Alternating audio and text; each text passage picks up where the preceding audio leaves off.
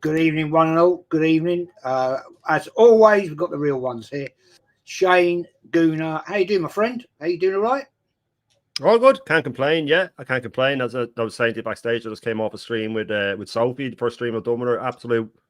Absolute legend. I've watched her before. She knows her stuff. And it was lovely to share a stream with a very level-headed Arsenal fan. Which you know, it's the opposite to me. But sometimes when two people like that share a screen, it's actually quite good. But no, it was really enjoyable. But listen, Jez, you know that coming over here is one of my favorite things to do. Talking to the real ones, as you say. A big up to Matty as always and yourself. A big up to the wonderful, wonderful chat. Big up, man. Big as always, the chat. Yeah, big up, Matty. It's been a while, mate, since we've been on together. Yeah, man, it has. Yeah, new season, and we've got a lot to talk about. How you doing, my friend? How's things over in the good old US of A? We're actually experiencing good, nice fall type weather, which is extremely rare for this time of the year. So I'm going to enjoy it and soak it in. I was watching the Champions League draw with Brother Aaron earlier, and so we enjoyed that. And we're here, Jez. Glad to be back in the saddle with you, brother. Good man. Always a pleasure with Matty. Always a pleasure. I just like your honest opinion about things. It's always straight to the knuckle. No messing around. DJB, could you make it, mate? I hope everything's good with you, my friend. Yeah, not too bad, Jez. Thanks a lot. Yeah, thanks for having me on. Just about made it. Sorry I was a bit late. Yeah, glad to be here with Matty and Shane as always. Always a pleasure. Big up, Jez. Always, man. Always. Right. We'll wait for Lee to join when he can. He's still alive, I think, at the moment. Smash the lights up. People smash those subs up as well. It's a weird situation with likes and subs at the moment. It's all gone very weird on YouTube. Don't know what's going on. Big up Gavin, man. Big up Jez, Matty and Shane. I better read some comments out. I got told off the other day that I didn't read out enough. You know, there you go. That's life, isn't it? From Ice, hi guys. Big up to you, my friend. And let's get into this. I would not want to be right now a Man United fan. Honestly, dear God, dear, oh dear. Grimsby Town, no disrespect to Grimsby Town, right? That is a major coup, what they achieved last night. Now, I didn't see the game. I saw the goals, highlights, but oh my days. Amorium, what are you doing? I see his part of his press conference after game, conference, and he said, a lot of things have got to change. Not the players. That's a big statement. So what are you saying to us here? You going to go? Or is there major changes coming at the club? Because I'm sorry. Losing like that. And was it you, Shane, said Grimsby Town had six players out the game? Is that right? Apparently the rest of 6 players, their top scorer as well, was left out of the team. So it's not just a bad defeat. Look, we've seen it before. We had Arsenal do it against Wrexham, you know, back in the 90, 91, I think it was. So we've been there and we've done it, but it's one of those things. Do you know what the most sort of devastating thing for United fans is that it wasn't that much of a shock. It was a shock, but it wasn't like, oh my God, what's just happened here? It was kind of like, well, I could see that coming. That was coming around the corner. The problem with these managers is these new modern managers, these Artetas, these Amarins, these system managers. It's I will play my system all the time because I've learned that this works, or I think it works, and I'll try and squeeze players into it, or else I won't play them. I mean, he has Kobe Mainoo. We played him there yesterday, but that guy for England in that Euros was unbelievable, right? You find a way to get someone like that in your team. If you're a good manager, you find a way to get someone like that in your team. He was like sitting on his haunches for the penalties, hiding, not watching them. It's not the Champions League final, mate. It's Grimsby. Like, show your face. Put your chest out. He watches training off in the distance and stuff like that. He doesn't get in training. He's behind the fences and all this stuff. And I think these modern managers think that if you wear like 3/4 length pants with like white trainers and a tight t-shirt and you talk in riddles that it makes you a genius, it doesn't. It just makes you a carbon copy of every other twat who's tried to do it. I was saying this on my stream. United need, and I'm not just because of Ferguson, they need a big old grizzled Scotsman or something to come in say, right, that's the end of this. This is what we're doing now. Yeah, none of that stuff. And stop passing the ball. Do this and lob it forward. This sort of the players have no respect for him. Like I wouldn't be surprised if they're putting whoopee cushions in his office and stuff like that and just taking the piss out of him because he just looks like he has no respect from the players. None what like Di Matteo at Chelsea. I'd say they're telling him what to do. And I feel for him in a way, but in a way I don't. Grow up, man. Grow a pair. Roar at them. A lot of these modern managers, they seem to think that you can demand respect. And I often say this on my streets, there's a big difference between demanding respect and commanding respect. You know what I mean? Like Alex Ferguson, he commanded respect because of the way he carried himself, that people would come in and he'd walk into a room and everybody would shut up. But these modern managers think, well, I'm your manager now, so now you have to do what I say. Right? There's a small bit to that, but you also have to show them that you know what you're doing. So in a way, I kind of feel for anybody in that position getting ripped apart on social media and stuff like that. But that's the job you're in. And people turning on Sesko and things like that. I mean, what was he thinking? Like when Sesko didn't want to take a penalty and he took the 10th penalty, the only one that he had to take because they had taken so many. Even though he scored, it's all everybody's talking about. Grab the ball, say I want to take one. Like when he said, "Oh, I don't want to take one," his manager should have gone, "I really think you should, mate. I really think you should because people question your balls if you don't." So there's so many little decisions that these managers don't realize. And the big mistake he made was not just ripping up Onana's contract. I put up a little split screen today on my stream of him and Taibbi. If anybody remembers Taibbi when he came into United wearing his tracksuit bottoms and letting balls slip through his legs and stuff like that, Onana's of that level, and they need to just get rid of that guy because no team has ever done well with a dodgy keeper. But look, Grimsby, fair play to Grimsby, man. They won. They were the better team. They had a goal disallowed when they were 2-0 up that never should have been disallowed, so they should have put them to bed then. And United, those players should be embarrassed. They should be embarrassed. They should be brought into training today and just shown the match over and over again and made apologise to the fans because disgraceful performance. Absolutely disgraceful to lose like that. But big up to Grimsby, man. You got to love it. You got to love an underdog story. Yeah, absolutely, Matty. You were just saying that you were, over in America and your phone was going off the hook about what's coming through about this. And I don't know if Matty's frozen. Is he frozen there? I'm here. No. It's right. God, I tell you what, you can after a statue. It was a joke, wasn't it? I mean, I don't know if you saw the game. I didn't. I rewatched some of it and saw some of the highlights there. Let me tell you something. That is a bad manager. Mm-hmm. I was telling the guys before we went on, yes, you're going to hear me say this. He is so bad that I am thankful that we have Mikel Arteta because God knows it could be worse. If we had this manager here, we'd be in dire straits if we had that manager over there because he has absolutely no clue. They showed somebody sent me something last night, a image of him in the dugout, and he's going through this book. And I was saying to myself, what the hell is he doing?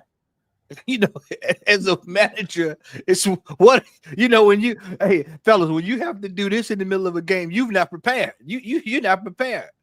And it's Grimsby Town. All you need to do is motivate the players to go out and hey, we need to be playing the best of our ability, and we need to be winning this game. Bottom line, end of story. There's no discussion. But instead, it's the same performance from them that we've seen since last season, which tells me, therefore, it is the manager. And as long as this manager is there at that football club, they're going to suffer. Wouldn't surprise me if Burnley run 3 past them this weekend because that team is in bad form. But as Shane said, big up the Grimsby Town. Their manager, I heard his post-match. They asked him to say, what did you tell the players? He said, I told them, be brave. Go into this game. Don't regret this opportunity to be brave. Go out there, put on a show. And that's exactly what they did. And I'll say this before I pass the mic to DJB. That is the mentality we have to have this weekend going against Liverpool. Be brave, be strong, go out and put down a marker. That's exactly what we need to do. And as that the fella just stated, thank God we didn't get Sesko. That bicycle kick he tried yesterday. I don't know if anybody saw it. It was almost like a comedy comedy show watching It Sesko. was. Watching play yesterday. And we had top Gooners now. And hey, I will take every chance to remind people. Top Gooners was saying that Sesko was the man we needed at this football club. Well, thank God Bertha was not listening to that. So I am thrilled that we passed up on that. That's 2 in a row that we passed up on that they wanted that we didn't get. That was Mudryk and this Sesko. So that's 2 in a row we've gotten lucky on. So thank goodness we got a striker that can finish penalty kicks too, by the way. So I'm thrilled. Absolutely, totally agree with you, mate. I mean, I was speaking to a devout Man United fan, mate of mine I've known for a very, very long time. And he said, I've never seen anything that's such meltdown at Man United as this. Mm-hmm. And I went, yeah, Christ, I've seen some, compared to some of the Man United teams we've seen in the past. This is a shocking state of affairs. DJB, I mean, yeah, Jess, can it get any worse than Man United? Yeah, it's going to get worse before it gets better. This rot has been setting in Manchester United Football Club now for many, many seasons. Yeah. Ronaldo called it out when he went on the Piers Morgan show. He said there was a virus in the camp, the training facilities, young players not playing for the badge. And every single manager that's gone into Manchester United Football Club is the fall guy, unfortunately. The only problem is this fall guy is worse than the others. You know, he's not cut out to manage Manchester United. I don't know what he's cut out for, but he's definitely not cut out for Manchester United. The problem is with Man United, there's players there that are just going through the motions, and there's players there that are just not good enough. It's years and years of bad recruitment over the years. But then they've had players over the years, and it's been a graveyard for them. Lukaku, Varane, Pogba, Alexis when he went now. So this is nothing new. Top players. Who was the Dutch whiz kid? Bergkamp's RVP. No, you know. You're talking about exactly you're talking about. Van der Beek. Yeah. Van der Beek. Yeah. Van der Beek went now. He was the next sensation across Europe. Went to Man United, ended up graveyard. So it's deep rooted, and the problem is, unless you get to the root cause of the problem, you ain't ever going to solve nothing. All you're going to be doing is throwing money at it, and then all you're going to be doing is just changing the managers, but the problem's still there. So it's a mixture of bad recruitment, bad managers, and it's just deep rooted at Manchester United, and it's just got worse and worse and worse. But as I said, this ain't a new thing. Any Man United fan would tell you this ain't new. This has been coming now for the last sort of 6-7 years or more, you know. And top players, they've had top players.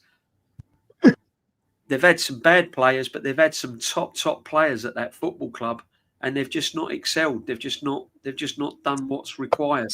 Sorry, Jez. Sorry, I've got a delivery turning up. Sorry, lads. One second. You can't find the fucking house. Half an hour I've been looking for it.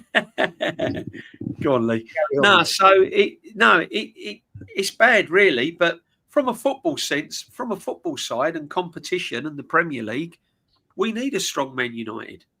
These are the clubs that you want to compete against. You want a strong Manchester United.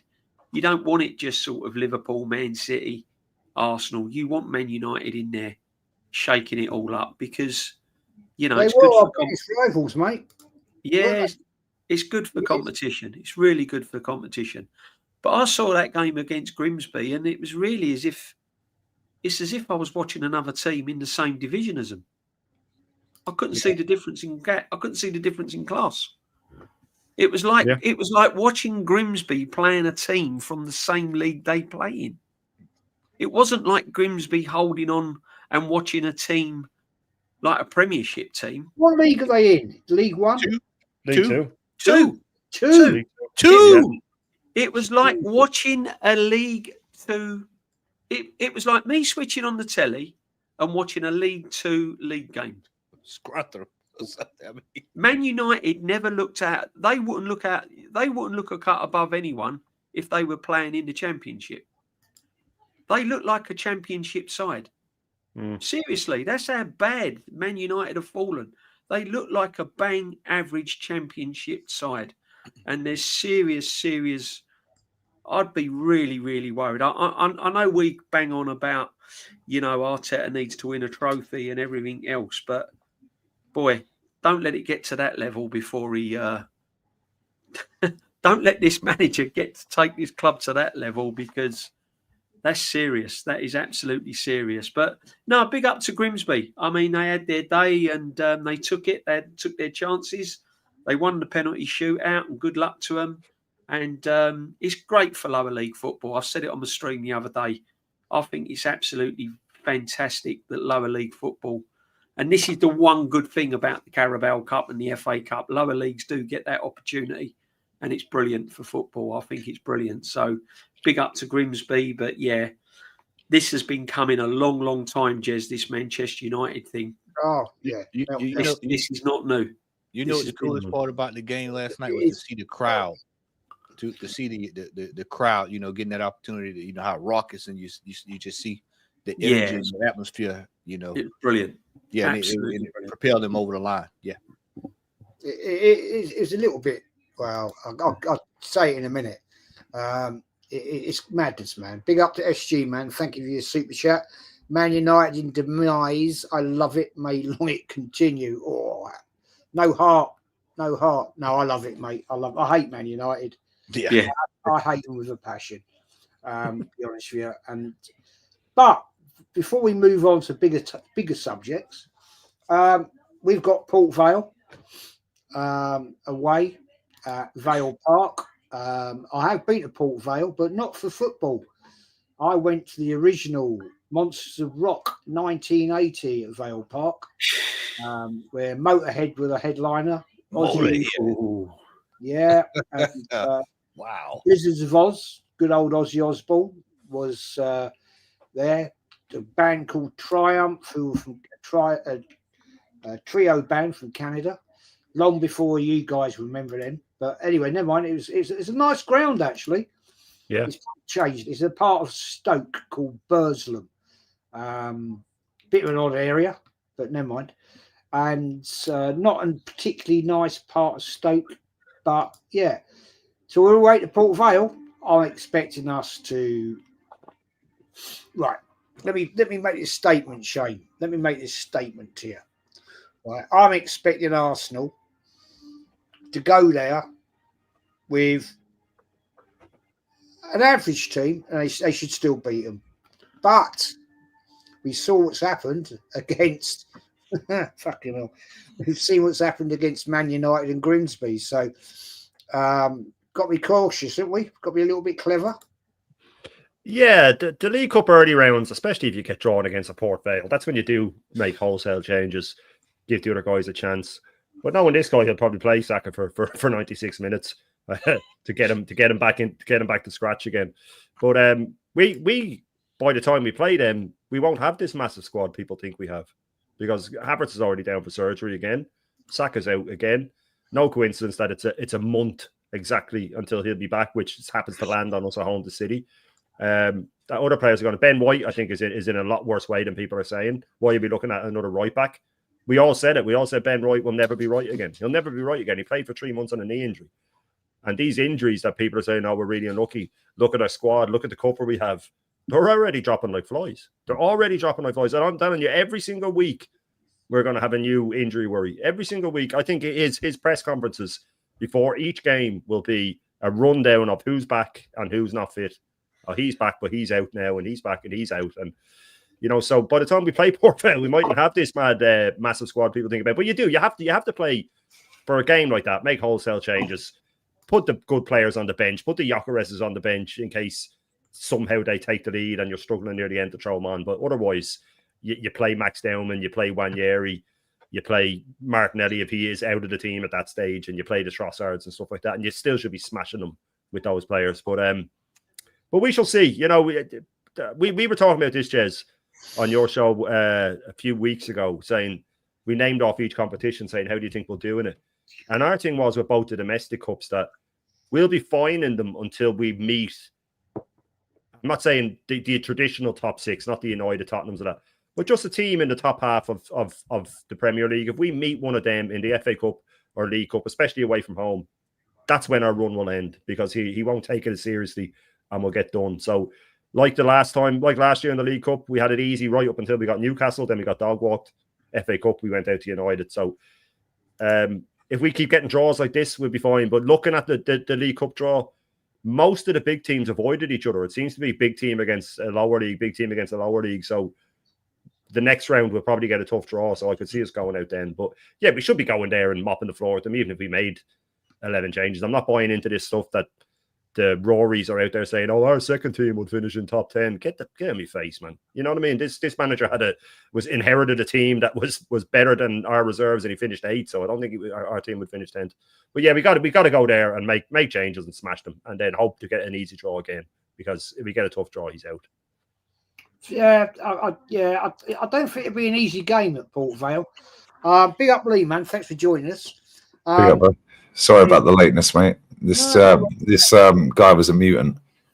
I'll tell you what, you need to put a neon sign outside your house. Yeah. This is Lee. I'm here. Oh, no, I definitely don't need to do that, mate. I need to be Mr. Inconspicuous. We've got mad haters. Yeah, fair play, mate.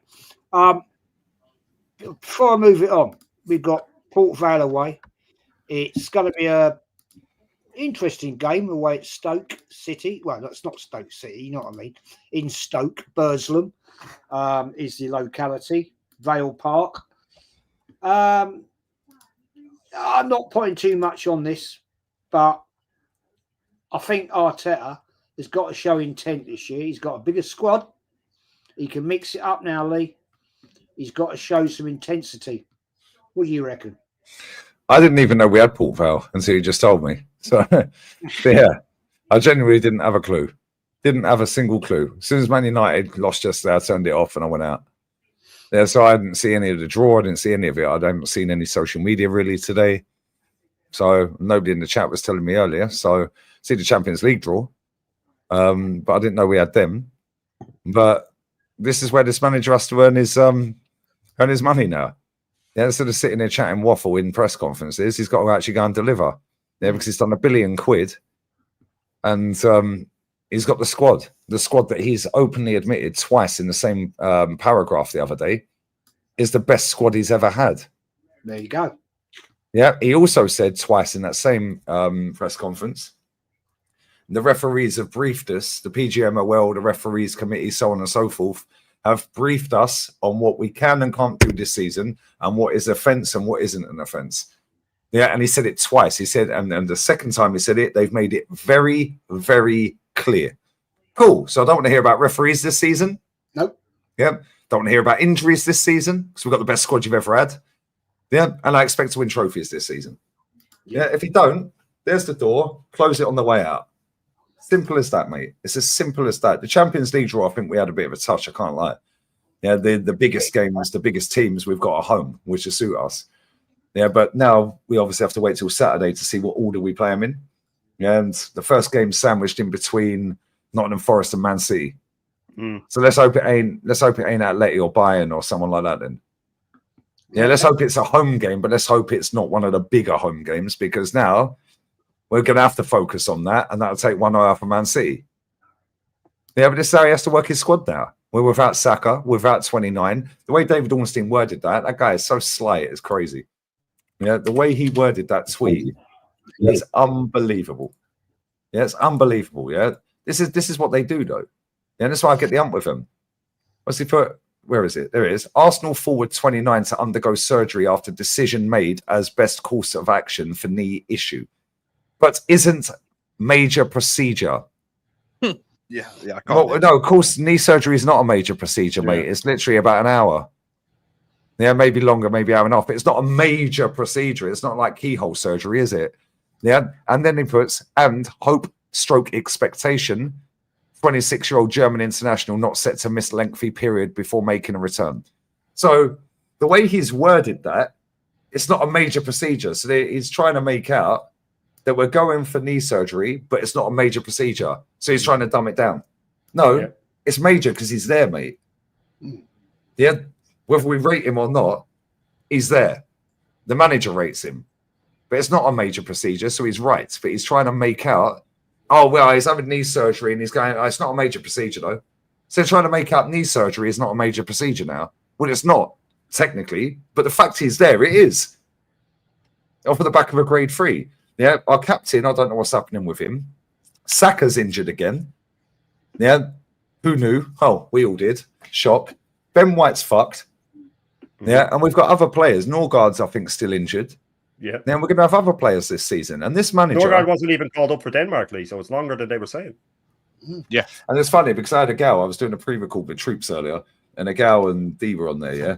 And the gal was going, yeah, but Odegaard's been called up for Norway. I said, yeah, he was called up for Norway after we beat Chelsea at the bridge. Yeah. Or drew with Chelsea at the bridge, sorry, 1-1. And I said, they sent him back home, you're not fit for purpose. I said, so don't write too much into that. I said, the guy fell on his shoulder, went back on, yeah, after it looked like he was coming off. Then he went back on. Then he played for another 5-10 minutes. Then he came off. So there's something obviously happened there. I don't know what's happened to his shoulder. I don't know. However, this is us all season, mate. You know, like you just said, yeah, this is us all season. Every press conference is going to be, how close is this player to coming back? How close is, oh, what about Timber? Oh, what about Gabriel? How bad's the injury? Yeah, how comes we don't know the exact injury of 29? They've just said, oh, knee issue. Okay, so what's the issue then? And now he needs surgery. So you must know what the issue is then. Oh, but it's not major. It's not a major procedure. They're covering that up. But yeah, and the timing of that. Sorry, Shane, I'll shut up. Yeah, the timing of that was literally just before the Champions League draw. Yeah, Ornstein dropped that 10, 15 minutes before the Champions League draw. Clever, because now nobody cares about that. We're talking about Champions League draw. Yeah. Clever, but they did the same. They did the same with Saka, though, Lee. They came out and said injury is not as bad as first feared, but they never told us what first feared was. Was it 6 months that they feared? That's what they do. They word it that way. And then everybody's going, oh, he's going to be back. It's not as bad as first feared. Okay, but what was first feared? Nobody's being told what first feared is. You can do that about anything. You can say, well, he's out for 6 months, but we did think it was going to be 9. You know what I mean? So that's the way they word it. It's not as bad as first feared. And with him being back, 4 weeks, it lands right on the City home game. So I'd say that they went to Arteta and he said to the medical staff, when's he back? Oh, he can be back on grass in a month. All right, so he's back in a month then. You know what I mean? That's what he's done. So the way they word it, and these people fall for it, hook, line, and sinker every single time they fall for it. They go, oh, wow, look, he's back, and X blows up with people saying, oh, he's back soon, Starboy and Odegaard. And what was first feared? Before you go African Gooner and all these lads, when you were throwing this out there, what was first feared then? Tell me what first feared was. And I don't know if I sent that thing to you, Lido, but with Sky Sports corroborating Arteta's lie about the points total. Yeah, they repeated it. They repeated the lie he said about the points total. They didn't check it. And if they did check it, they repeated it anyway. So this guy's not just getting protection from the Arsenal YouTubers and he's getting protection from the mainstream media. It's insane. I've never seen anything like it. How can they corroborate that lie and say, oh, well, Arsenal have the most points in the last 3 years? It wasn't even his quote. It was just them saying it. That thing. So when they come out, like Lee said, the way they word it, and people fall for it every single time. It's like when they say a source close to the club said this. That could just be their mate. They could just say, here, will you say this? Yeah, okay, now I can use that because it's what they do all the time. You know, Matty, you were in journalism. You know how it works. The fact is that I think we got. I want to move this on quickly. I don't want to leave it too long on this because we got bigger fish to fry. Always saying that. I was going to say bigger chicken to fry. To be honest, never mind. Big up, Danny, man. Thank you for your super chat. Walked past Old Trafford this morning, saw a season ticket nailed to the gates. Thought I'm having that. You never know when you'll need a nail. Yeah, great. That one always cracks me up every time I see it. That is quality, man. That is quality. Matty. Look, at the end of the day, injuries are injuries. You know, any surgery is not minor. Right? I know nowadays you can have keyhole on cartilages. I had it on my left knee many years ago, but it's still surgery. It leaves scar tissue on your whatever it is you have, a ligament or a cartilage or a muscle. It leaves scar tissue. right? You know about this. You're a coach. You know about how this works. It always leaves damage, right? Now, this guy, Havertz, has had surgery before on his knee. So it's another scar he's going to have to contend with on his. And you know how it works. As things get surgery, things get tighter, don't they, Matty? They get tighter. Yeah. For me, I want people to step back. As I always say, step back. Let's look at it from 300,000 feet. We're having players have multiple surgeries within the calendar year. That right there should sound off the alarm bell. This is within 6-7 months. He's having a second surgery. Oh, there's another player that had that same problem, Mr. Jesus. Surgery after surgery after surgery after surgery. Comes back, he's back out with setbacks. You start hearing about that. Odegaard, shoulder surgery. You better hope that Odegaard doesn't get a rotator cuff tear coming back. Because I'm here to tell you, I've never had a rotator cuff tear, but the pain that I've heard that people who have rotator cuffs have is I've had it, Matty. It is. They say it's one of the. I've heard somebody say I'd rather tear my ACL than to get a rotator cuff because you can't sleep. It's agony. Even sitting still, it's agony. Yeah. Hurt. So you look at that. You look at soccer, hamstring, loss of dynamic. You can't push off as quick as you used to. You look at all of these injuries that we're dealing with already. Norgard hadn't even cut grass yet. He's out. He hadn't even put his bags down to get settled, and he's hurt already. And we're only in August the 28th.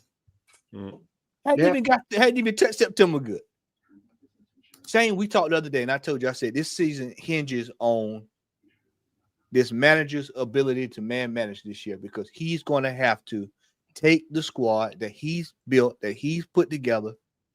He's going to have to take that squad. He's going to have to go and try to figure out how to win games, especially when these games start piling up, because they're getting ready to start piling up in a little bit.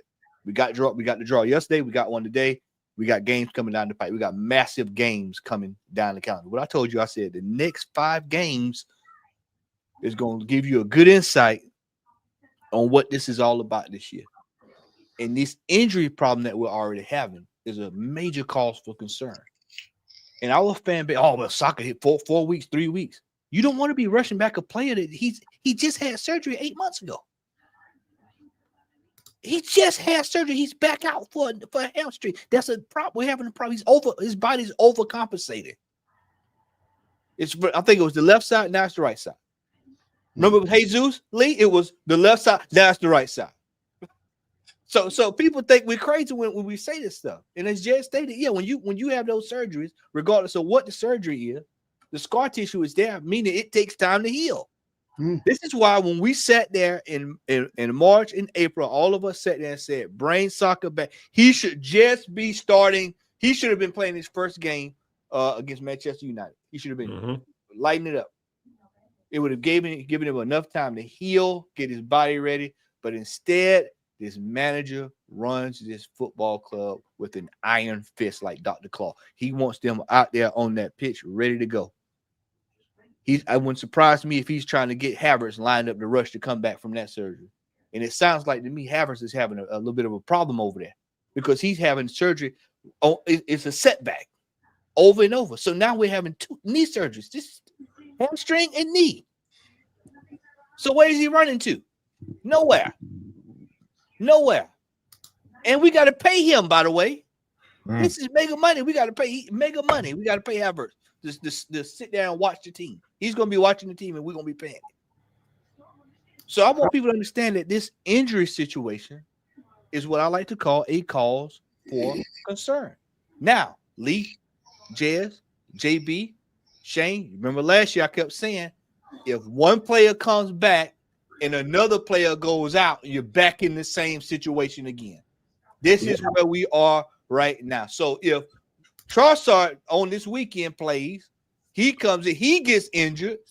Now, guess what? We back to bare bones. If you better pray that Jokeris can stay healthy. You better pray Declan Rice stays. You better Declan Rice is another one. You know, that's another one. You better hope it, because if he has to do what he did against Villarreal, running from one end to the other end, he goes down. Zubamendi goes down.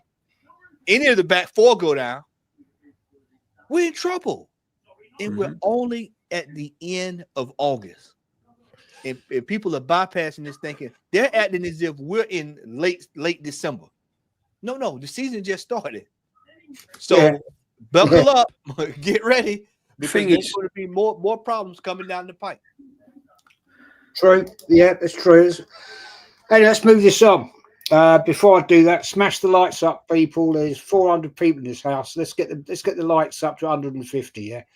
I don't often say that, but I'm going to say it tonight. I'm being greedy, and the views around the YouTube right now have been absolute shit. So I don't know what's going on. You know what I mean? I think there's a hate out for us Arsenal fans. No, do you know what it is? It's because Man United are a fucking shit show, so everyone wants entertainment, and we're not entertaining enough for them. Yeah, they're all in free fall. Yeah, Saïd's changed his name to Jamal. Yeah, Saïd's funny, man. Yeah, Rance is sitting there saying if you were sitting on the edge of a plane ready to jump out of a parachute and you have a 24% chance it opens, you ain't jumping out. When I say our manager, he's won 24% games. Oh no, man! It's a comedy show. He goes, if you do your fucking exam results, get your exam results, and you only got a 24% pass rate, you're fucked. That's you done, then. See you later.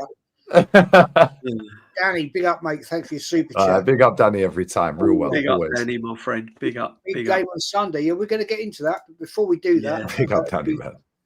I'm going to DJB on this one. DJB, we got the draw tonight.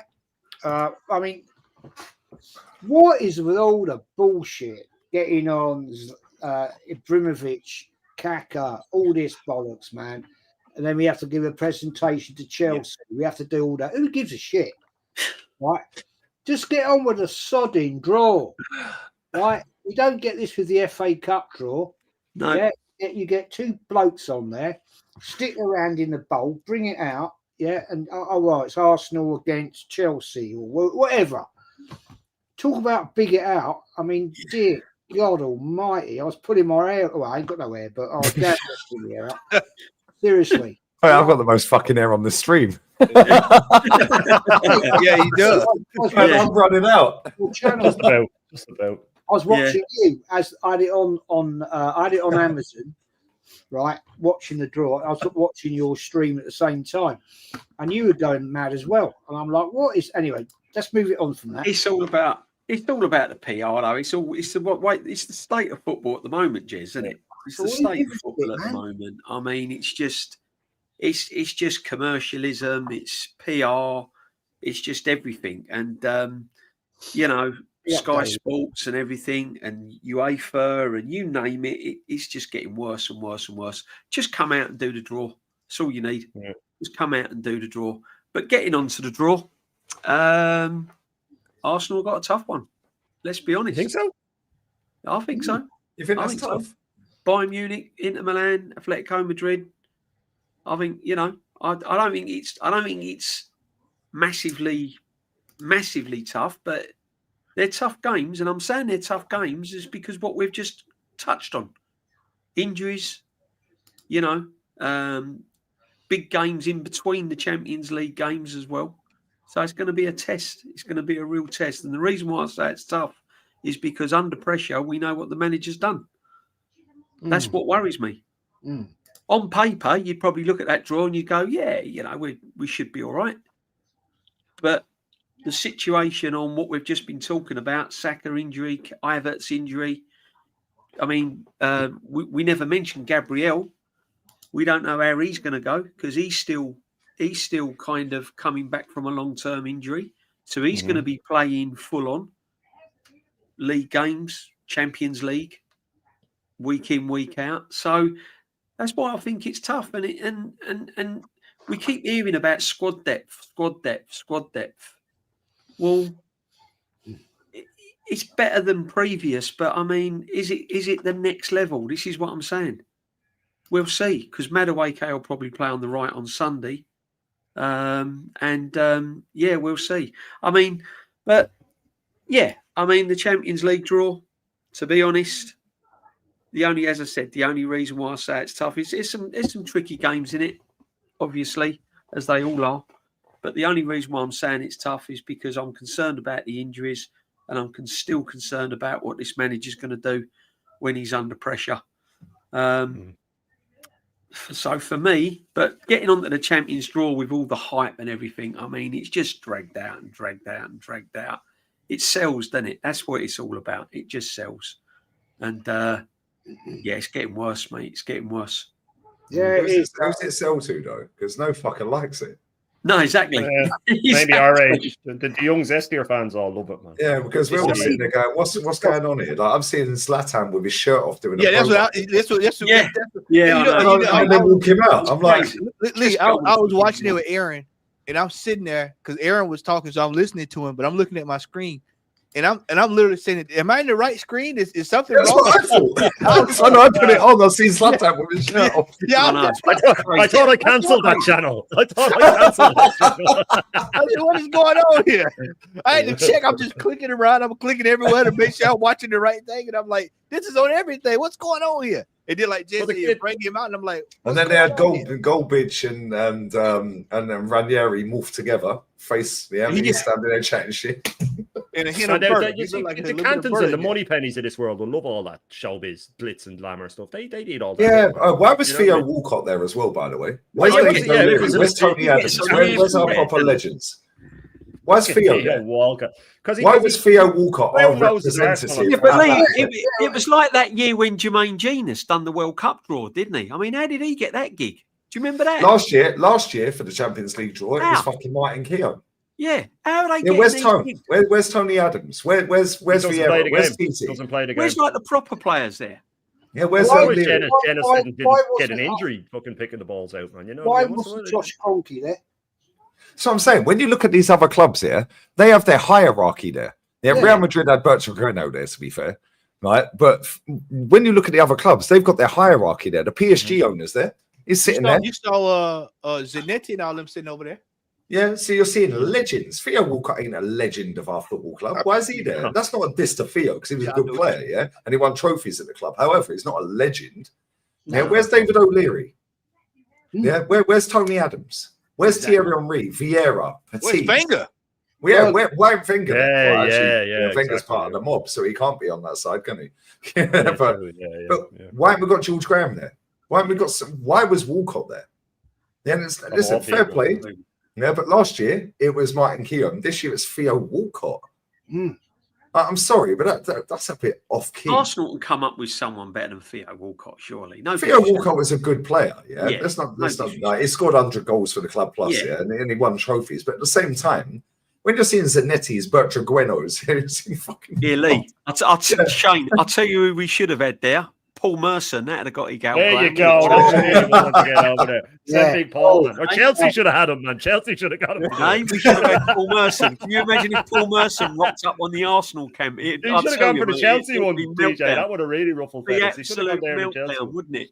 No, I don't get how Theo was there. Like, I know Bergkamp and some of these players and Patiz, they don't really do a lot of media stuff and all of that, but Titi does.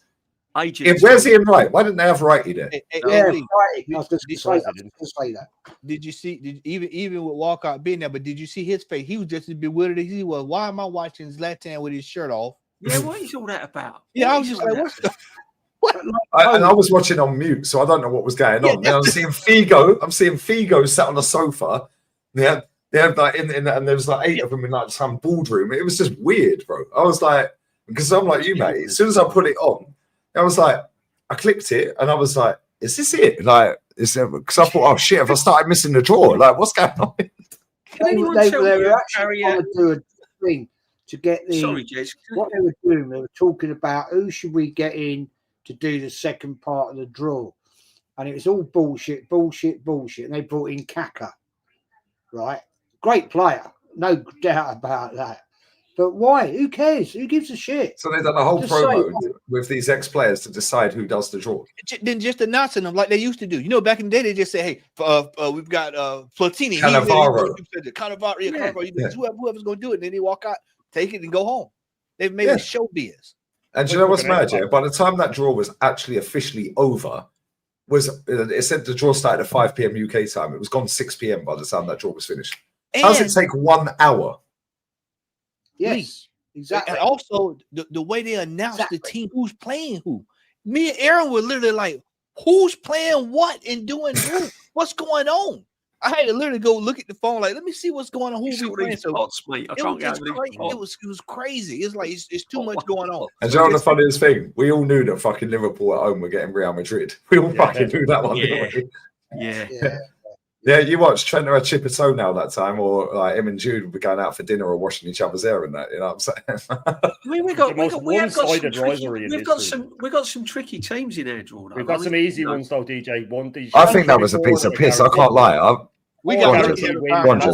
I just want to get into that. I'll just do this very quickly. A super chat from,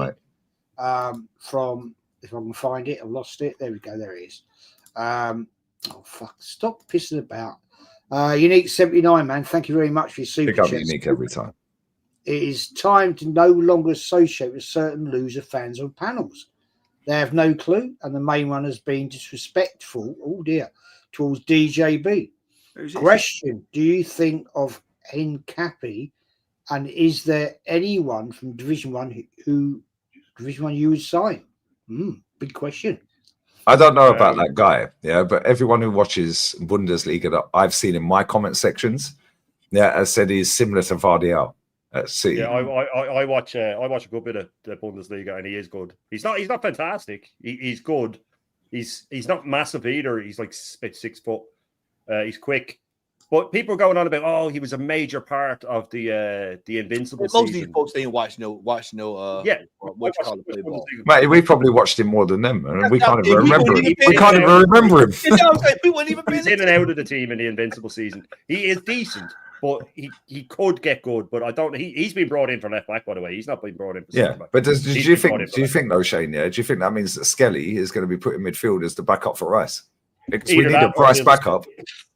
Either that or he'll just be frozen out completely. I think that manager's either fallen out with him or something along those lines. Yeah, Marino's coming into Rice, isn't he? Yeah. Oh, fucking hell.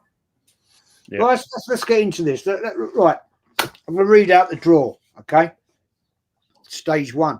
Arsenal, Bayern. Oh, that one does frighten me because we know what's happened in the past. Bayern are scary, Jez, yeah? Oh dear, 5-1s. I never forget. Oh dear, headache, depression. You know what I mean? Come home, Harry Kane, smash things up. Pissed off. Inter against Arsenal. Away, beat us last year. Arsenal, Atleti. Bruise Arsenal. I think that could be a bloody banana skin. Yeah. Mm-hmm. I do. That could be a bloody banana skin for Arsenal because what they did to Rangers, I'm not going to make a comparison between Rangers and Arsenal because let's be fair, Scottish football is shit. And they've got Southampton's failed manager who's likely to get sacked by Monday. He still goes home to Lucy Pinder though, Lee. Other than night. This is he'll walk straight into Man United. I don't. I mean, Arsenal Olympiacos, that can be a. He's had trouble with. I think he's had trouble with the Olympiacos before. He has, yeah. Yeah.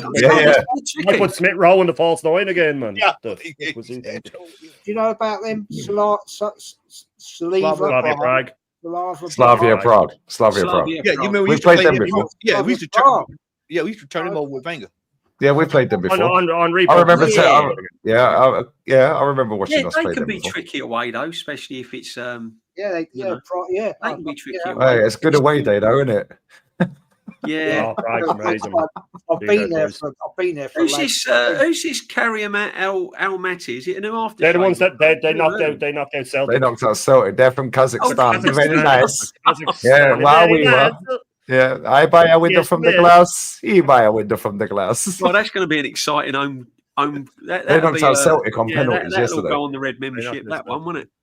Yeah, you'll definitely get that. A good tip: if you ever go to Prague, right, for a boys' weekend, it's great city. If you want to, I'll give you a good tip here. Go on, stay out of the clock square. Right, it's stupid expensive. Stupid. Right, go down the back streets. Amazing. And there's some great bars, great restaurants. And if you want a bit of man fun, Not, I don't mean, you know Hey! Yeah, why are you gay? no, Can I call you Mister? no. If you want to, as Lee would say, right, Market opportunities. he's saying, then that's the place to go. Because down them Yeah. back bars, mate, it's lit. It's Amazing, isn't it? It's a great city. Jez is Women over a there. seasoned vet of the game. I've been to Prague. I've been there for a lads' weekend and yeah, and a stag weekend. It's absolutely superb. Yeah. I'm not talking about brasses and all that, right? But if you want some scenery, oh dear. I mean, I'm sure you can do what you want to do, but hey, that's not me.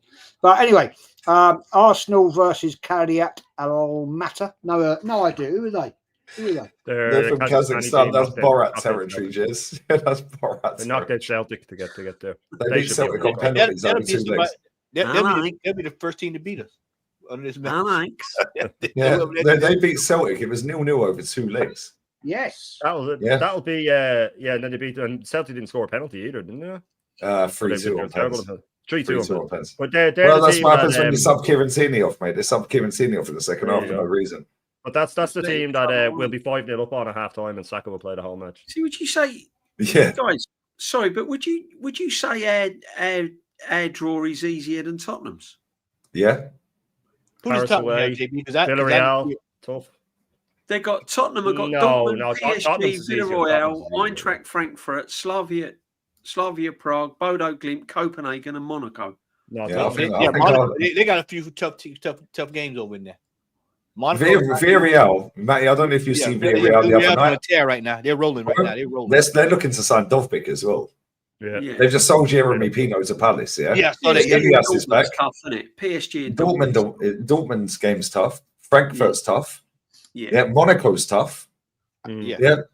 We've got an easier draw than them. Yeah, and I'll tell you why, because we've got a better squad than them. And we're at home. Yeah, if you're looking at that. Yeah, and I'll bet our hardest big games are at home. Olympiacos, Bayern Munich, Atleti. Yeah. Looking at it, our hardest games are at home. Yeah. If we'd have got that Bayern, because that's what I didn't want to get. That Bayern, if we'd have got Bayern away. Tricky, mate. Sorry. Inter away is rock hard. Bruges is Bilbao away is right. tough as well. Bruges is really tricky. When they've got like a little bit of a football factory going on over at Bruges right now. Because that's where Lange came from. They had Noah Lange, the fella that plays for De Ketelaere. He came from there. There was somebody else that came from. They had 2 or 3. They're doing they're similar like baby Ajax. I don't know. I'm on the fence with our draw. I'm going to see how it goes. I'm going to see how it depends what order the teams are in, because we don't find out till Saturday, DJ. Yeah. So if we have Bayern Munich first game, that's sandwiched in between Forest and Man City. This is what I'm saying. This is what. So we need to have that Kairat Malti or whatever they're called as the first game. I don't even give a shit if it's in Kazakhstan. Nobody cares. No. Yeah. Because we can just send the kids out there and wish. Well, actually, let's respect the Kazakhstan. It's very nice. It's home, though, isn't it? It's at home. We got them at home. Oh, that's at home. Of course it is. Yeah.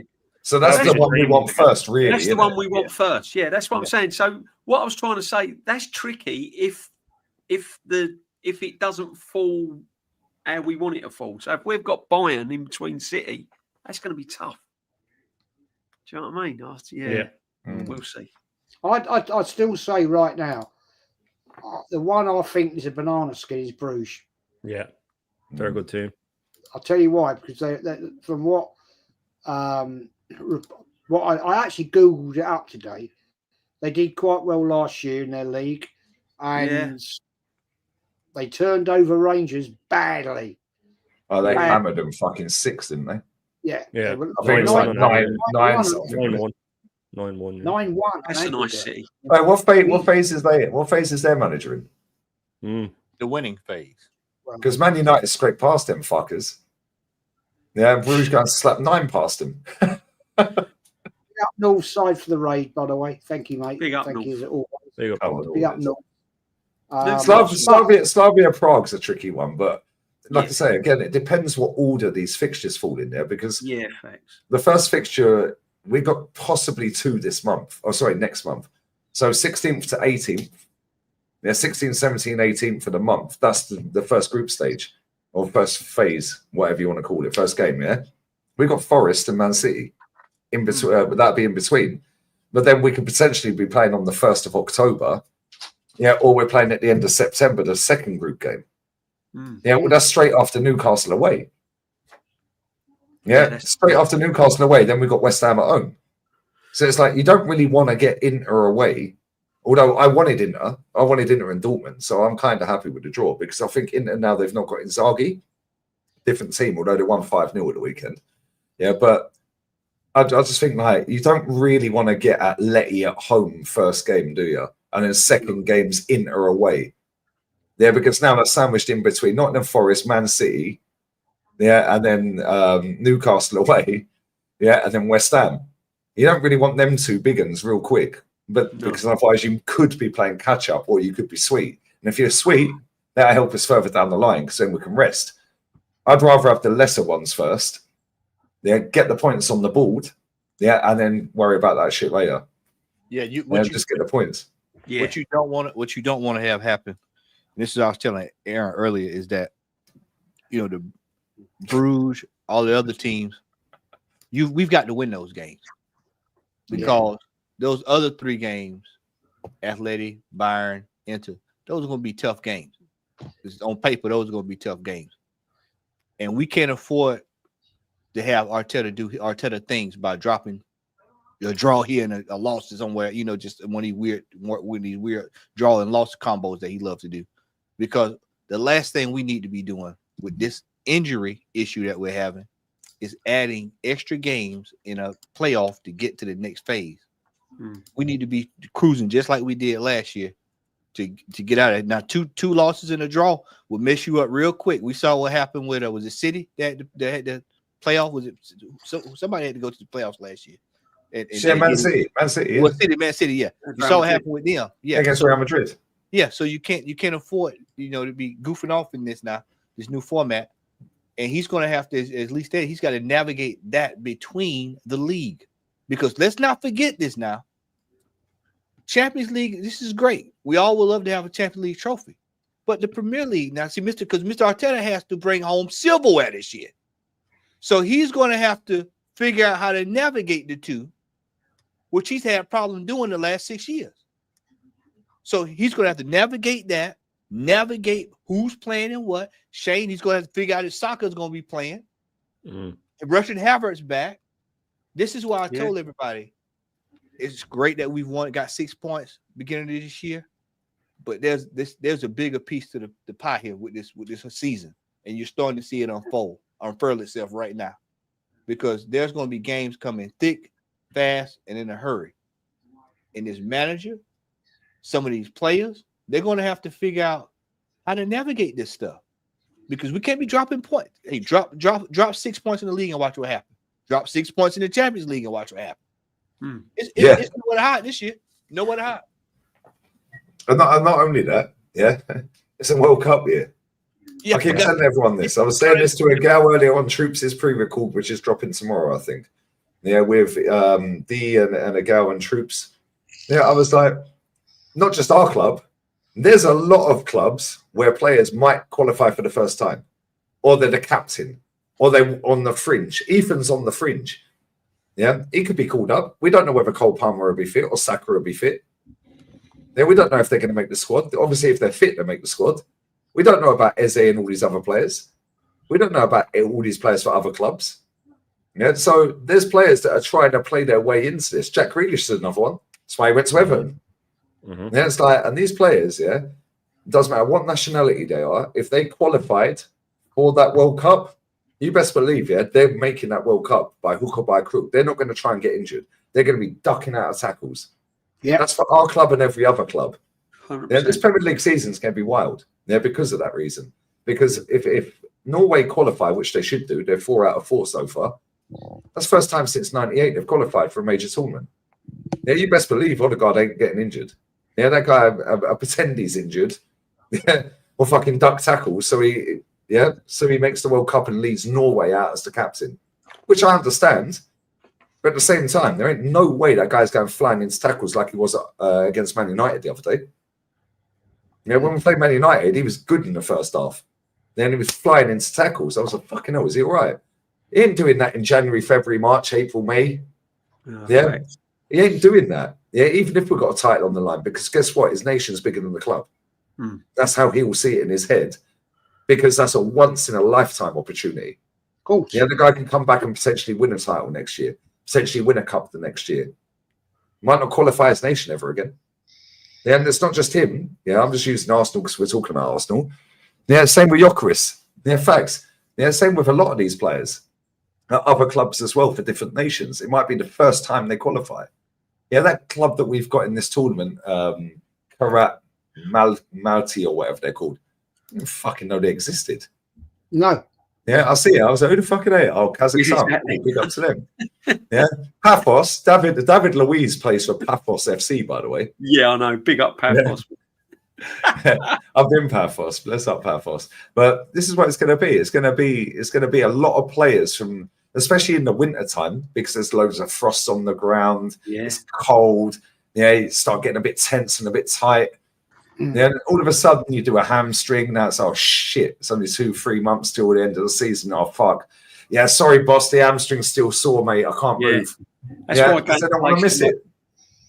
Yeah. Especially if they're a main player in their squad for their nation.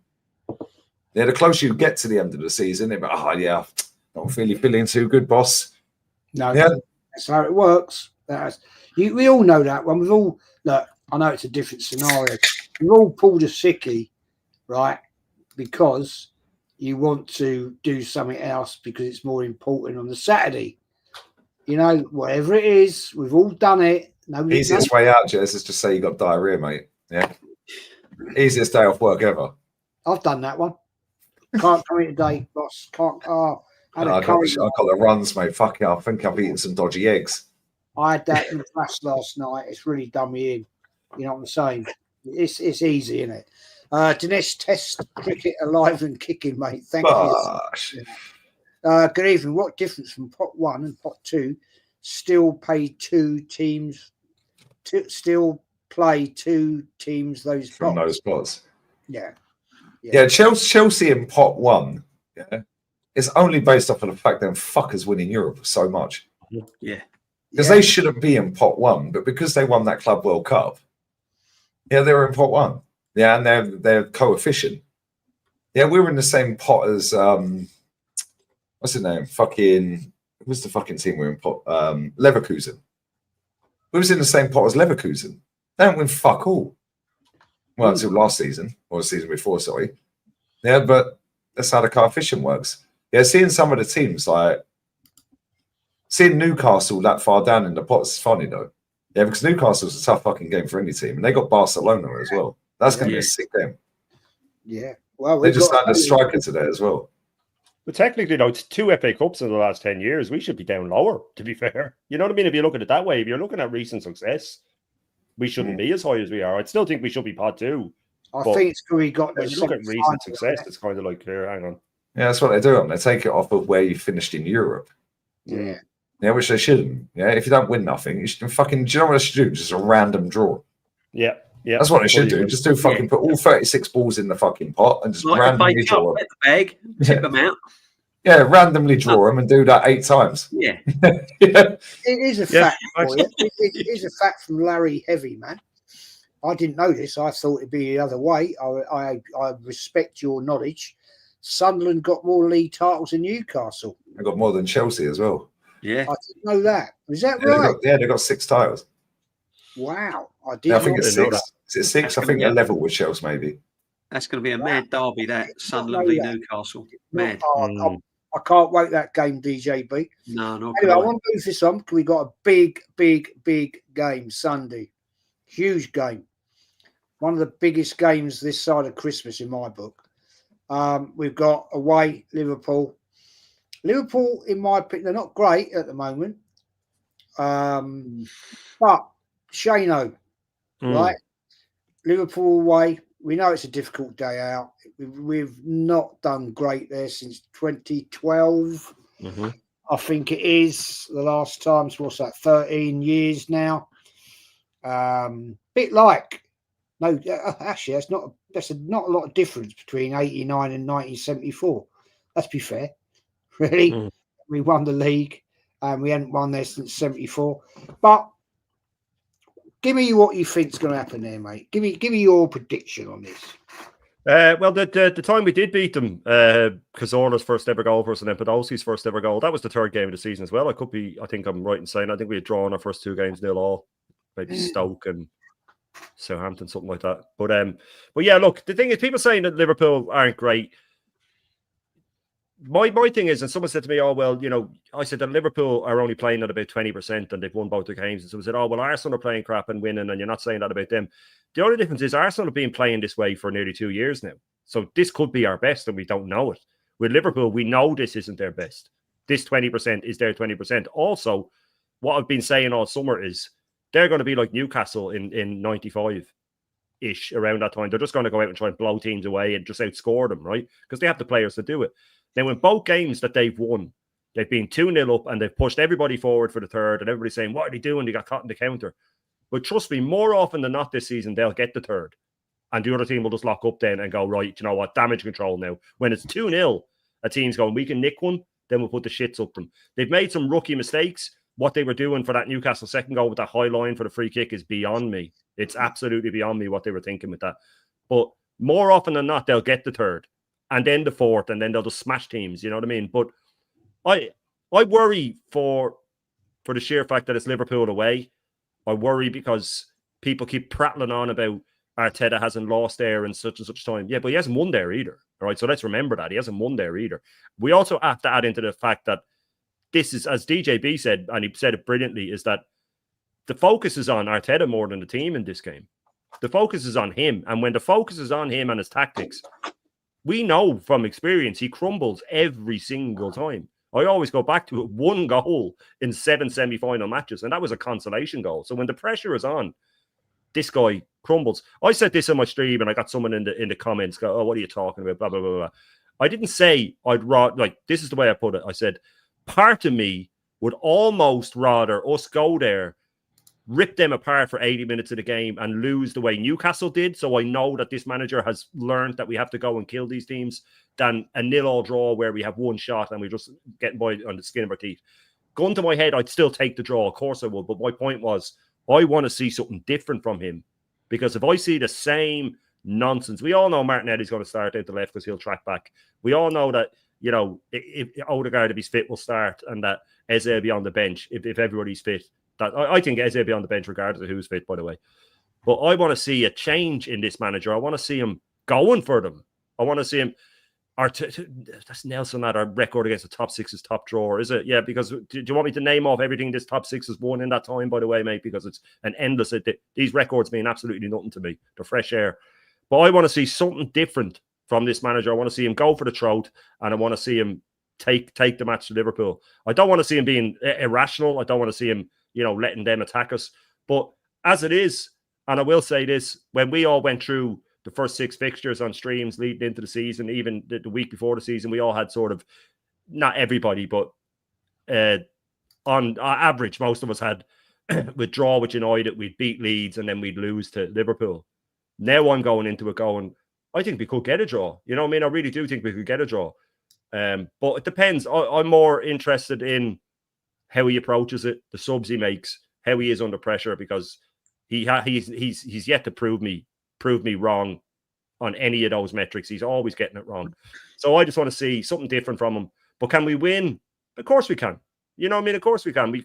They can be got at, but so can we. But it'd be an interesting one, Jez. Like you said, it's a massive, massive game for so many reasons. We got to see if he's learned from his past mistakes. Sadly, I don't think he has, but we'll see what happens. But it'd be a very, very big game. I think beating them would be huge. If we beat them, it not only is it 3 points, it could put a wobble on them, and it lays down a marker to the rest of the league to say, we're here now, we're actually going for it.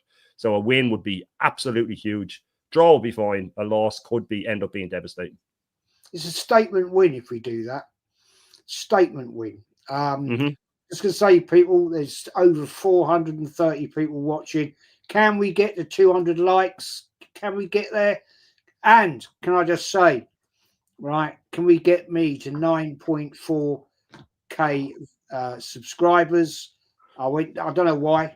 I went down 12 over the weekend. I don't know what I've done wrong, but hey, that's YouTube.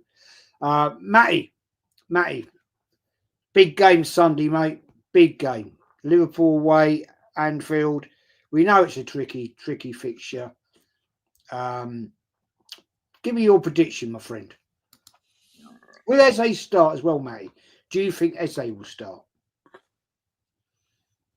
I'm actually going to differ from Shane. I think Eze is going to start this weekend.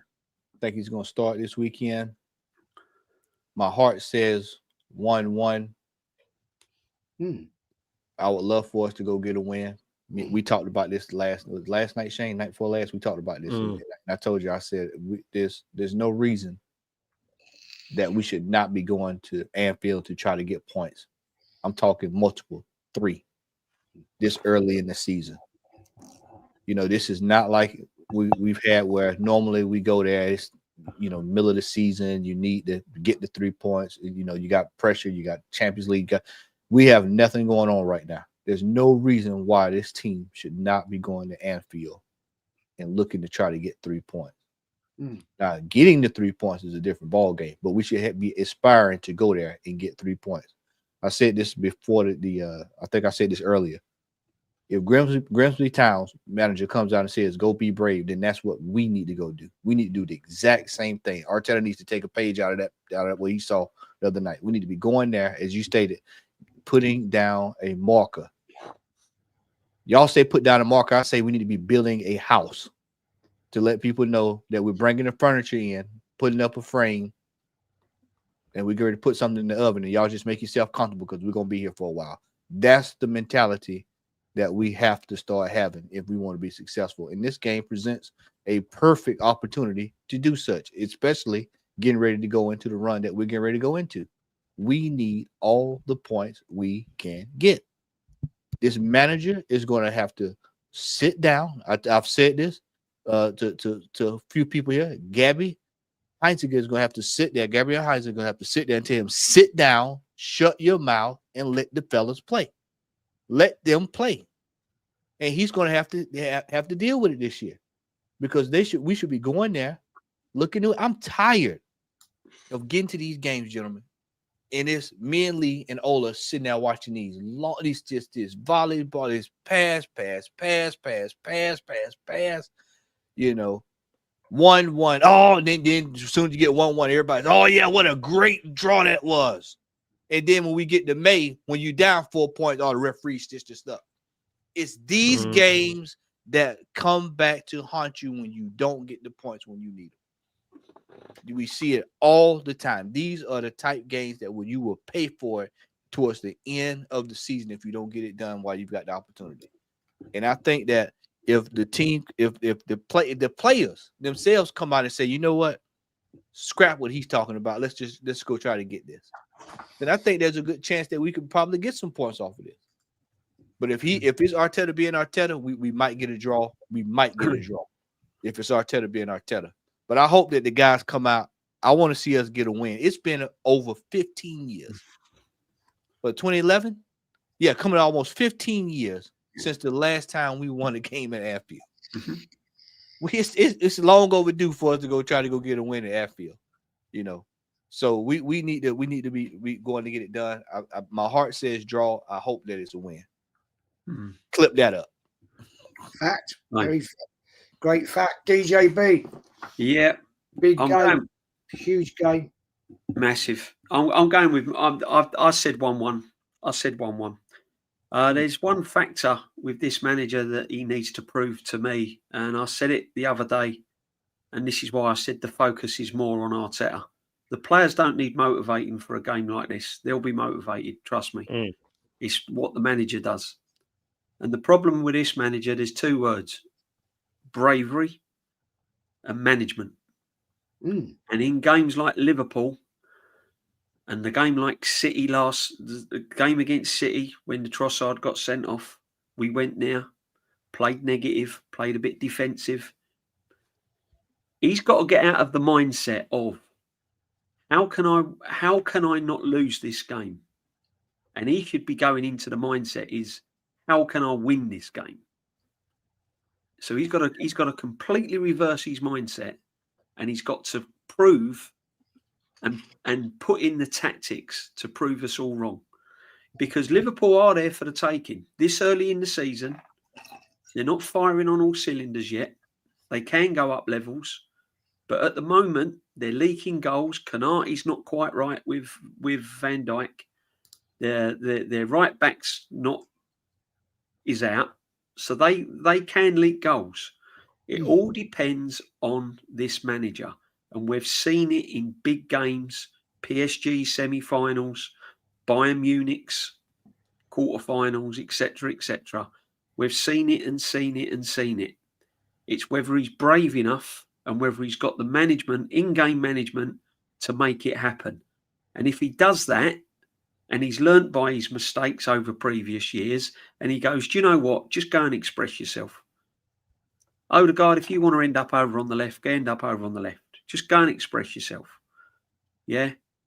Not too many touches. Get the ball into feet. Get it into your Carrez early. Get him on the turn. Get him running at their defenders.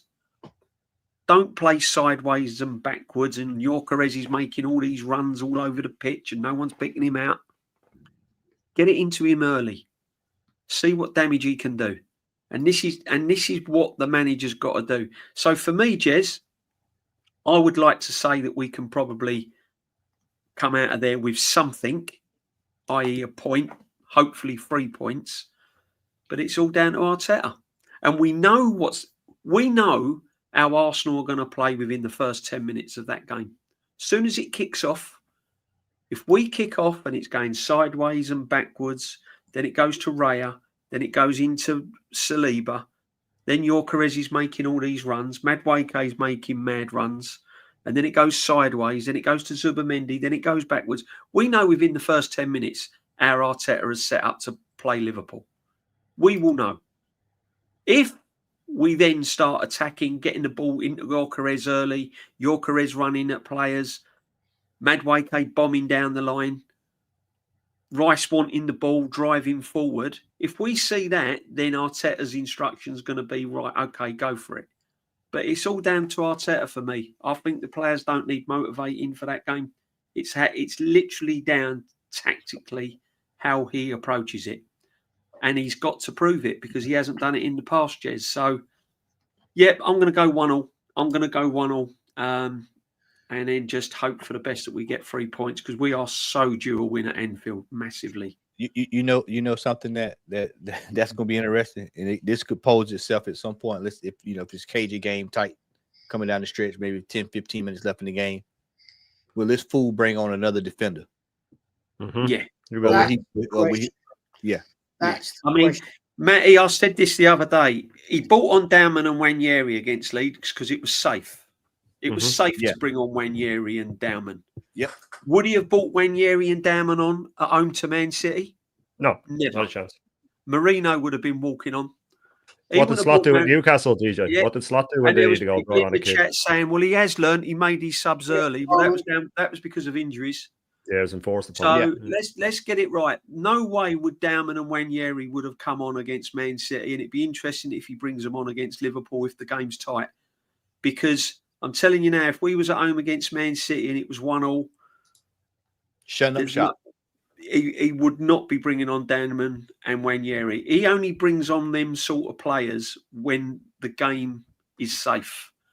And when we're playing, like, no disrespects, like Burnley's and people like that. In big games, he's not adventurous enough, and that's what brings me back to what I said earlier. He's got to be more braver. He's got to be more braver in big games. And if we pepper their goal and we hit the crossbar and their goalkeeper's pulling off blinding saves and we walk out of there and we haven't won, at least it gives us, well, okay, he's tried something different. We have played well. He has been a bit more adventurous. But, yeah, we'll have to wait and see, man. We'll have to wait and see. Personally, I think it's a good move. But I'm not hating here, right? Odegaard won't be there, right? He's out. So it's going to be he's out, is he? All right. He's having surgery, isn't he? Oh, sorry, right. No. Havertz is having surgery. Sorry, Havertz, beg your pardon. Odegaard was injured. I'll be surprised if he starts. I beg your pardon. Yeah. I think he'll play. Yeah, I think he'll start. I think he'll start, Eze. Mm-hmm. I think he'll start Odegaard. I don't know about that. I think that if he does, we have a problem. But let me do the super chat that I'm coming to Lee. Scott Lydon, big up, man. Thank you. Max Dowman was to the last Arsenal one at Anfield. Max Dowman. Yeah, he would have been 2 the last time he won. Two. Yeah. Fuck me. Jesus Christ almighty. I was Really? 2. Wow. Lee, big game, mate. Big game. You'll be doing a watch along with Matty for it. I'll be watching that as you boys do it. It's a big game, mate, isn't it? We got to look, Lee. We got to show intent here. We got to go there and put them on the back foot from minute one. If we let them play at Anfield, we know what happens. We did it once before, right? I have to bring this up. We did it once before when we had Xhaka. 2-0 up. Xhaka did Xhaka shit. And 2-2. Zinny did Zinny shit. Yeah. Can't do it, mate. We've got to show intent. Yeah, but this is why, like, when you look at Liverpool, the first 2 games, they've not been great. Yeah, they ain't been great. Yeah, Mohamed Salah was a ghost the other day. Yeah, let's just be real with it. But he scammed an assist off of that. Sorry, Liverpool fans, but he did. The assist should have gone to Szoboszlai. Yeah, he looks over his shoulder. Yeah, see the young boy running in, and that was a finish as well. What a goal, man. Yeah, on your debut in that cauldron, the Isak derby with all the heat, the tension, the fireworks, all the build-up and all of that. Yeah, them Geordies made it loud, yeah, and made it horrible. Yeah, but that's the difference between a top manager and an average manager.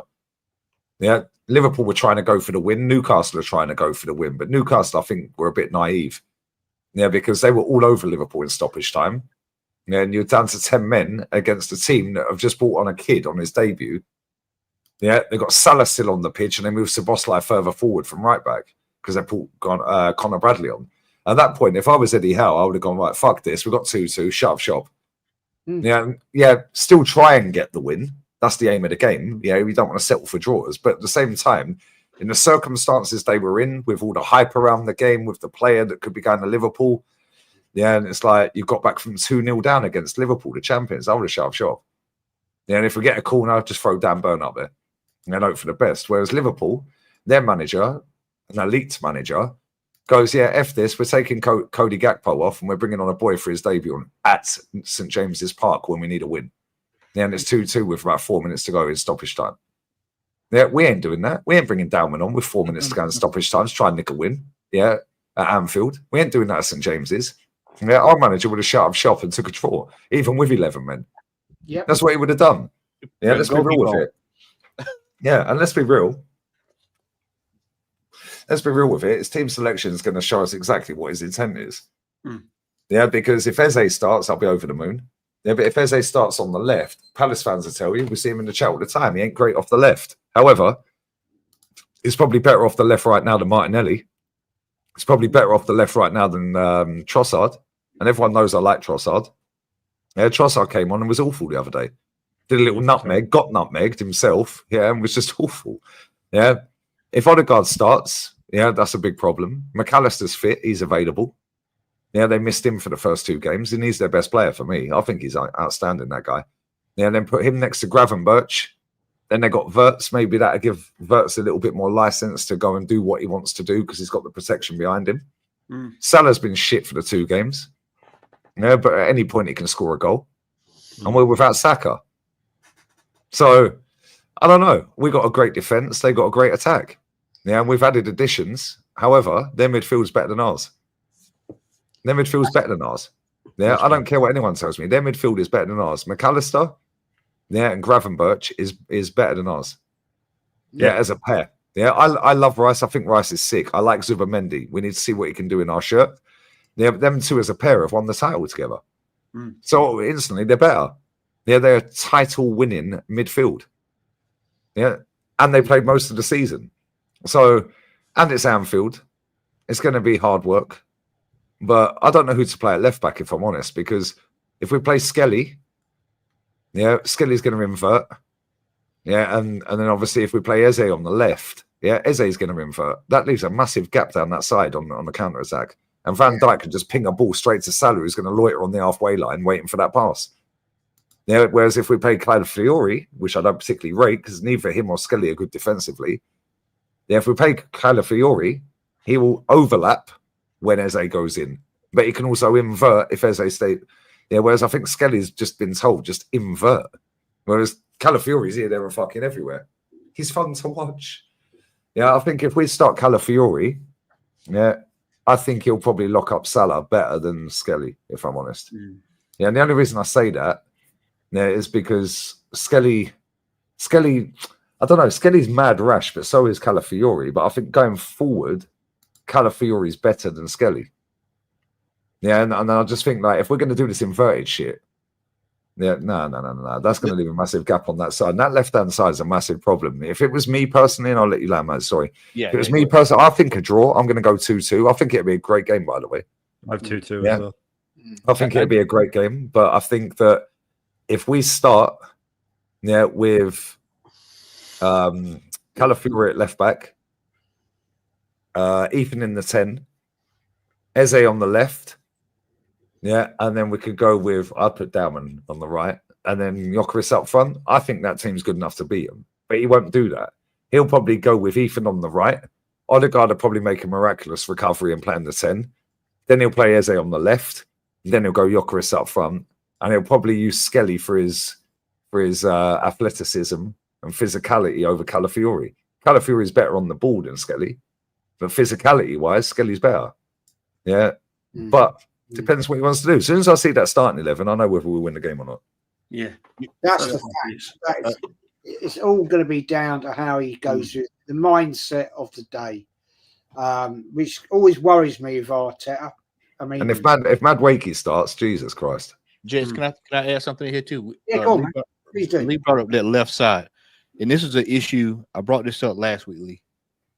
Calafiori and Skelly are prone to yellow cards early in the game. Massive. We cannot be running around here having yellow cards early, and you got Salah running around over there on your side of the pitch.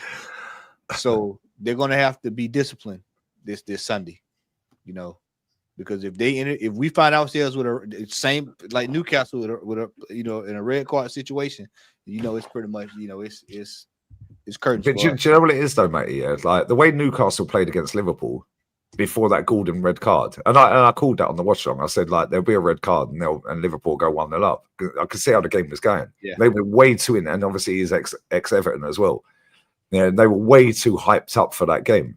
Yeah, we need to play how they played though. High press the shit out of them. Yeah, because that Kanate has been awful so far. Yeah, get right into that Florian Wirtz pause. Yeah, because he ain't wanted it so far. Yeah, and Salah's been anonymous. Yeah, and you just have to be high press. And we're a big team. We're 6 foot plus, most of our players, and we're bullies. The problem is if you do that and you get countered on like that, it's a goal. Yeah, and that's the biggest thing. And that's why I think it'd be a draw, because this manager knows this is a massive football game. Yeah, because if he loses this weekend, yeah, all of a sudden, oh shit, Liverpool have now, oh, okay, cool. Yeah, Liverpool have now gone clear. Yeah, then we've got Man City, Newcastle, Forest coming down the road. Yeah, I don't know what their fixtures are, but all of a sudden they're getting players back from fitness. They're going to buy other players. They could add Isak to the team. We're going to add another defender. But I think set pieces will be a big thing for us as well, because Declan Rice has probably got the best delivery in the world for corners. We're going to play for set pieces, I think. I don't care if it's a skanky 1-0 win. Yeah, if it means we win something at the end of the season.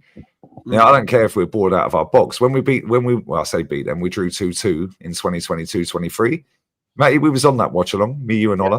Yeah. When it went 2-0, screaming down the fucking get Zinchenko off this pitch. Yeah. What did he do? As soon as they equalised, Firmino off the bench, he brings Zinchenko off and brings on Tierney. Yeah, and this is the thing. Hopefully, he's realised from that, because if we had beaten Liverpool in that game, we'd probably win the league.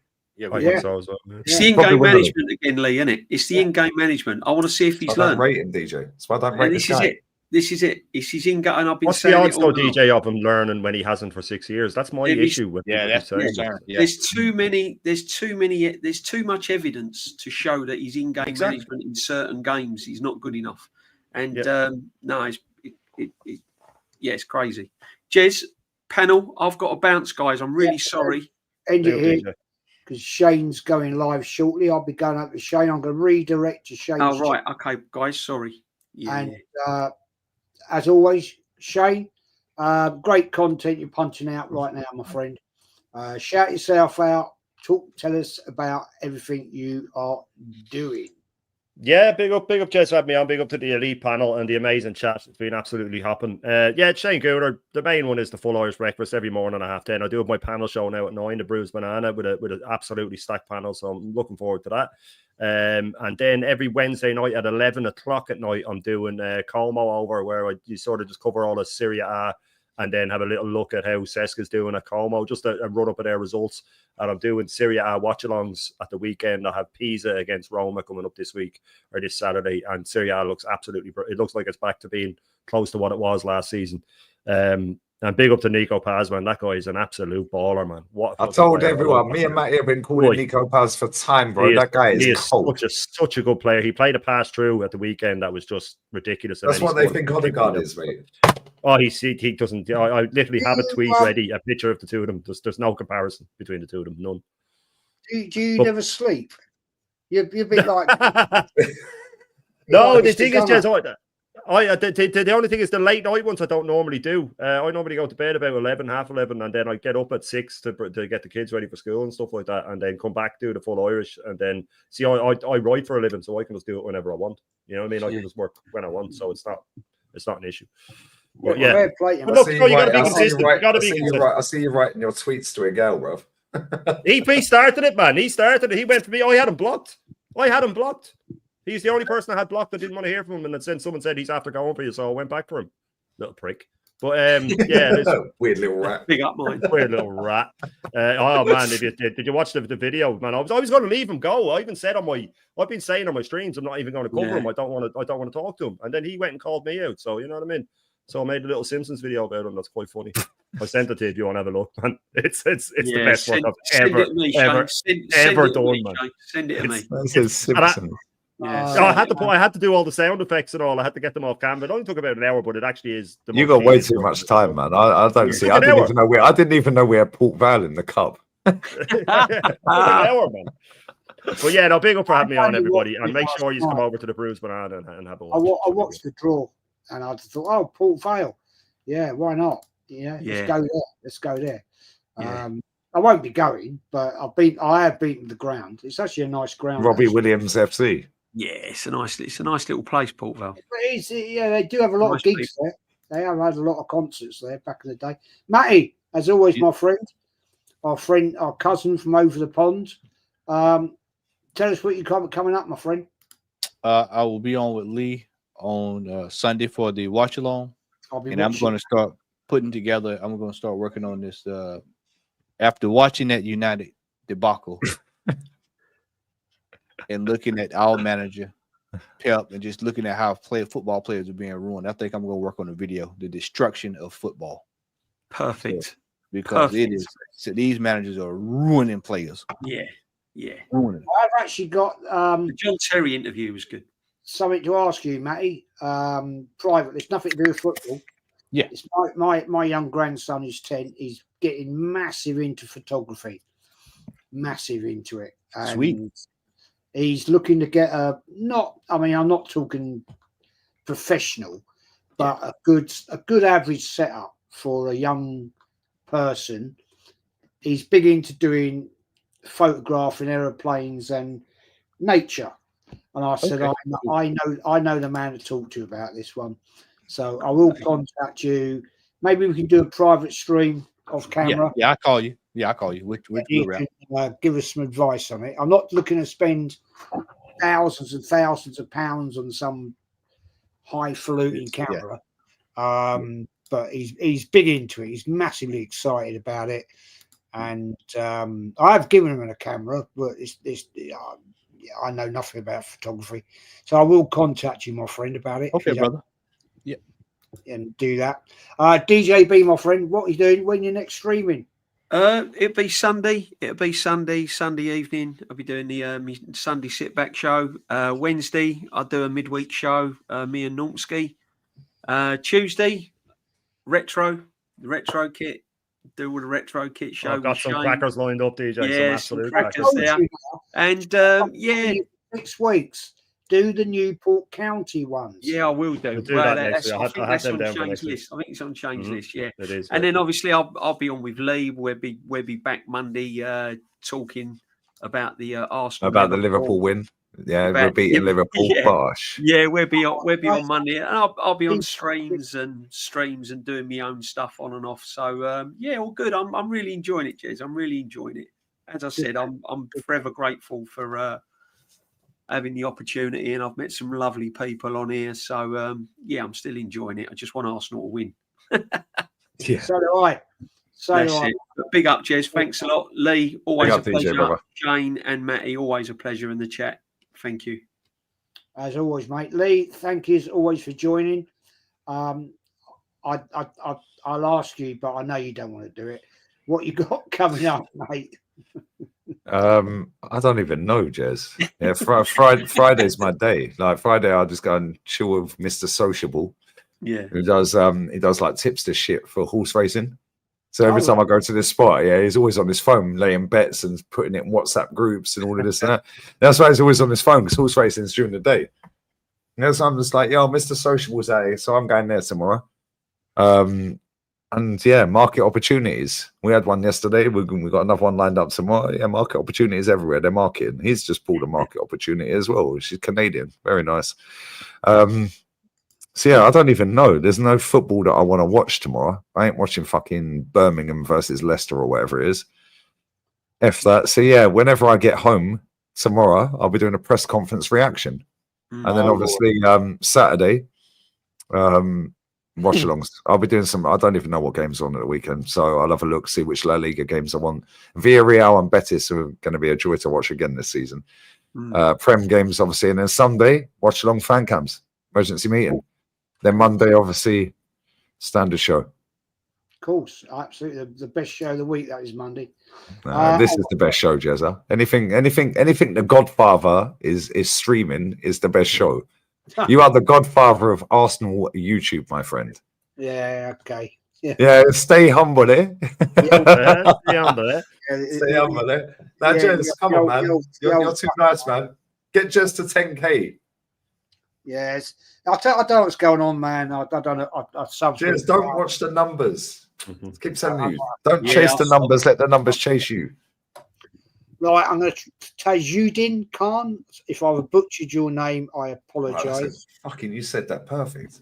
Thoughts on Grocres? I have high hopes on my man. Yeah, we all do. I think he'll my be boy watches our videos, guys. If he stays fit. Yes, if he stays fit. Let's hope you don't get. Hey, listen, it costs fucking about 40 million quid less than the guy Newcastle just signed. Hey, did let's go. Yeah, thank you for your super chat, my friend. And we're going to get out of here because Shane is going live very shortly. I'll be joining him as well. Thank you for everybody that's joined in the chat. It's been brilliant. Big up, guys. Yeah. I'm not far, 600 away or something like that from 10K. I want to get there by Christmas, people. I'll get out of here. You get here by the end of the month. Yeah, make sure you sub to Jez. Don't work like that with me. It don't work, mate. It don't work. It'll get there. Yeah. It'll happen. But we're out of here. Thanks everyone for watching. Go and support Shane. Matty, legend. I'll be contacting you, my friend, privately. DJB, Mr. Gunner, as always, legend. And we're out of here, people. Ruben Amorim in, mate.